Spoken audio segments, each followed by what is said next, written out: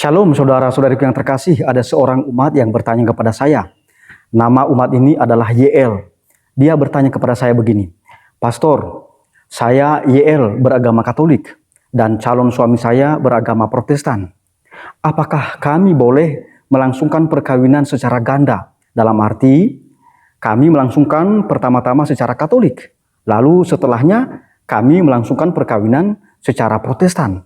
Apakah dalam hukum gereja diperbolehkan perkawinan dua kali ini atau perkawinan ganda, satu kali dalam gereja Katolik dan satu kali di dalam gereja Protestan? Apakah diperbolehkan? Saudara-saudariku yang terkasih, bagaimana jawaban saya berdasarkan hukum gereja? Marilah kita simak bersama-sama.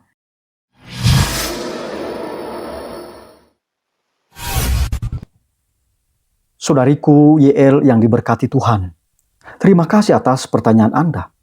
Kasus seperti Anda ini banyak terjadi. Mudah-mudahan dengan jawaban dan penjelasan saya berikut, Anda dan para pendengar lainnya semakin memahami aturan gereja Katolik yang perlu kita terima dan taati. Berdasarkan pertimbangan demi keabsahan dan demi kepantasan suatu perkawinan suci, gereja Katolik melarang perkawinan ganda seperti dalam kasus Anda ini.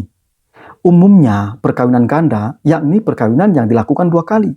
Satu kali secara Katolik, kemudian dilakukan perkawinan agama lain, atau sebaliknya. Larangan atas perkawinan ganda ditegaskan dalam Kitab Hukum Kanonik, Kanon 1127 paragraf ketiga. Bunyi kanon ini sangat jelas dan tegas. Dilarang baik sebelum maupun sesudah perayaan kanonik mengadakan perayaan keagamaan lain bagi perkawinan itu dengan maksud untuk menyatakan atau memperbaharui kesepakatan nikah. Demikian pula jangan mengadakan perayaan keagamaan di mana peneguh Katolik dan pelayan tidak Katolik menanyakan kesepakatan mempelai secara bersama-sama dengan melakukan ritusnya sendiri-sendiri. Dari Kanon 1127 paragraf ketiga ini, kita pelajari dua hal penting. Pertama, perayaan kanonik suatu perkawinan. Yang kedua, bentuk perkawinan ganda yang dilarang gereja Katolik. Mari kita uraikan satu persatu.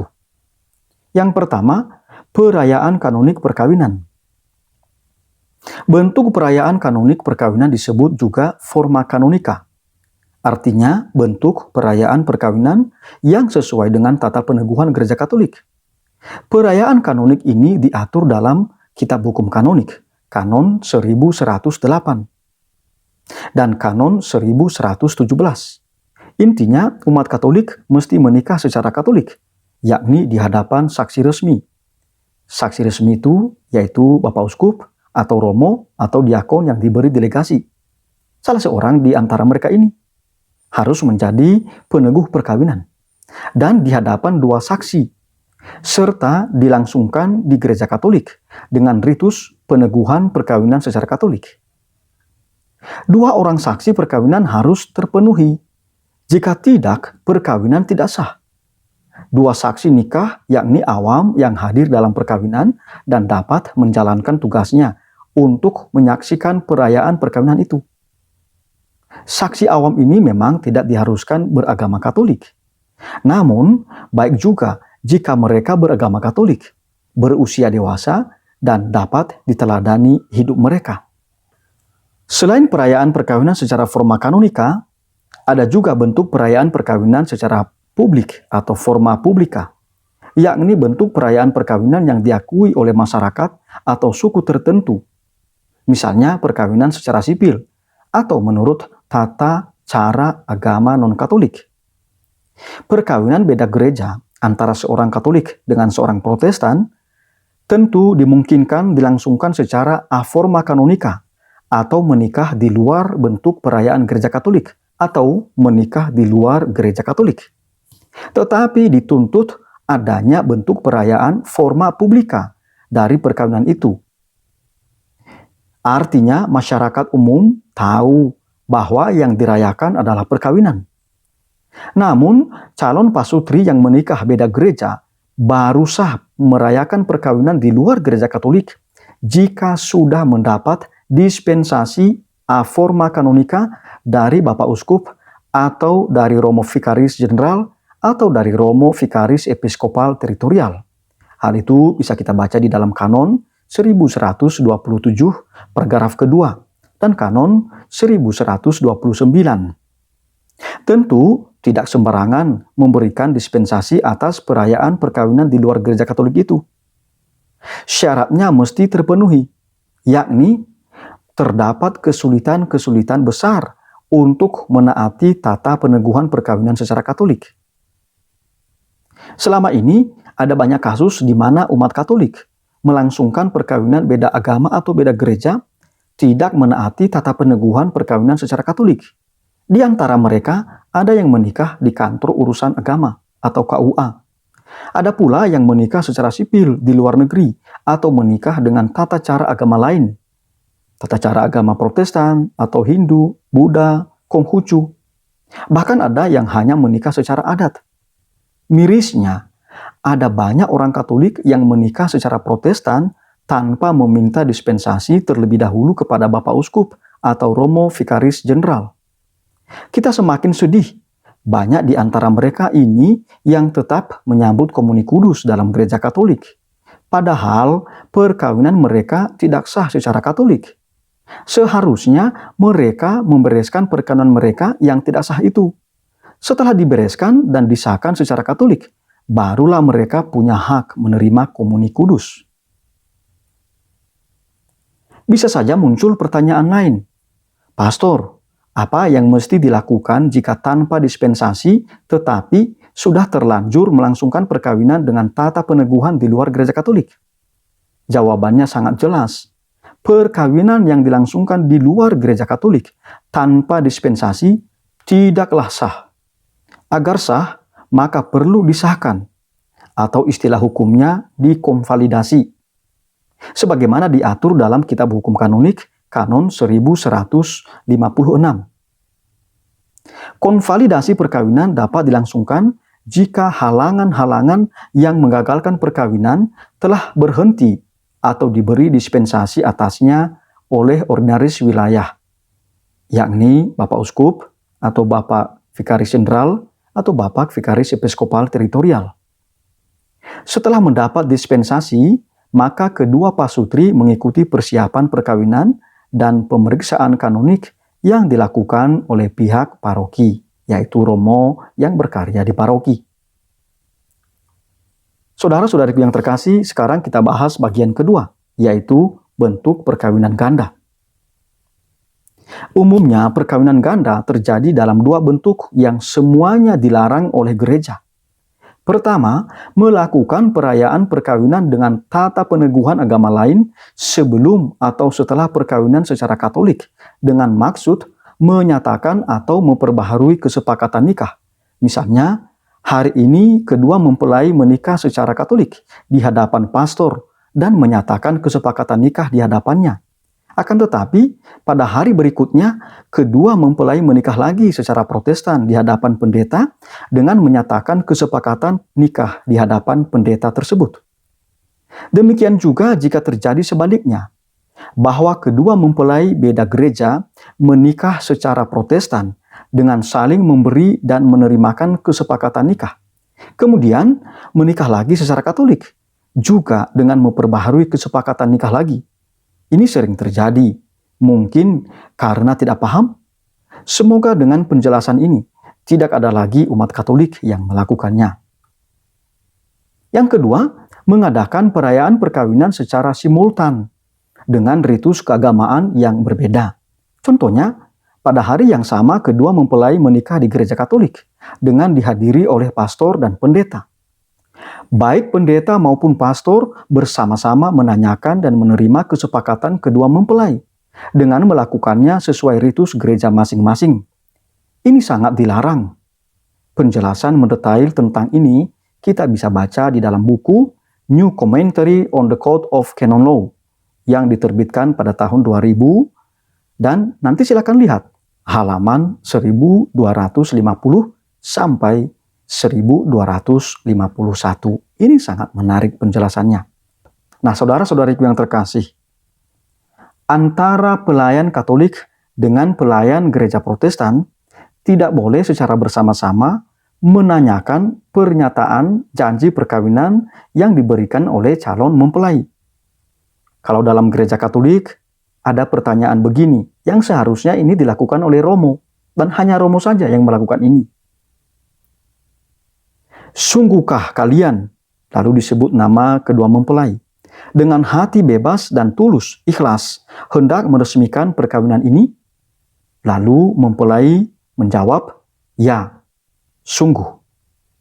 Lalu pertanyaan yang kedua, selama menjalani perkawinan nanti, bersediakah kalian untuk saling mengasihi dan saling menghormati sepanjang hidup Anda? Lalu kedua mempelai menjawab, ya, saya bersedia. Lalu Romo menanyakan pertanyaan yang ketiga, bersediakah kalian dengan penuh kasih sayang menerima anak-anak yang dianugerahkan Allah kepada kalian dan mendidik mereka sesuai dengan hukum Kristus dan gerejanya? Apakah Anda juga membaptis mereka secara Katolik? Lalu kedua mempelai menjawab, ya, saya bersedia. Nah, ketiga pertanyaan ini tidak boleh secara simultan ditanyakan oleh pendeta dan pastor. Tidak boleh. Harus ditanyakan oleh pastor. Kalau seandainya di dalam perkawinan itu dihadiri oleh pendeta. Pendeta tidak boleh secara simultan menanyakan juga hal yang sama atau sesuai dengan ritusnya. Setelah tanya jawab ini yang dilakukan oleh Romo, maka baru kedua mempelai menyatakan janji perkawinan mereka. Dan janji perkawinan itu harus dinyatakan oleh kedua mempelai di hadapan Romo, bukan di hadapan pelayan gereja Protestan. Janji perkawinan itu kalau dalam ritus Katolik seperti ini. Saya, lalu nama mempelai, memilih engkau, lalu nama mempelai, menjadi istri atau suami saya. Saya berjanji untuk setia mengabdikan diri kepadamu dalam untung dan malang, di waktu sehat dan sakit.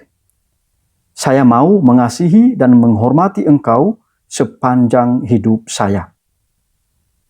Sebenarnya janji perkawinan itu mau menyatakan bahwa kedua calon mempelai ini saling mencintai, saling setia sepanjang hidup mereka dalam segala kondisi kehidupan. Luar biasa bukan? Komitmen yang luar biasa. Oleh karena itu, mesti diperjuangkan secara luar biasa pula. Ada usaha-usaha yang luar biasa. Tentu saja janji perkawinan ini hanya diucapkan beberapa menit. Tetapi untuk mempertahankannya dilakukan seumur hidup.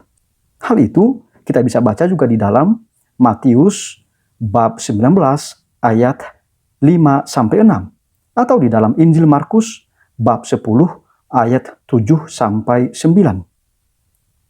Mereka bukan lagi dua, melainkan satu daging. Apa yang sudah dipersatukan oleh Allah tidak boleh diceraikan oleh manusia. Saudara-saudariku yang terkasih, bisa jadi ada yang bertanya, mengapa perayaan perkawinan ganda dilarang? Jawabannya sangat jelas, yakni agar tidak terjadi simulasi atas kesepakatan nikah. Kata simulasi di sini berarti penolakan, peniadaan atau kepura-puraan.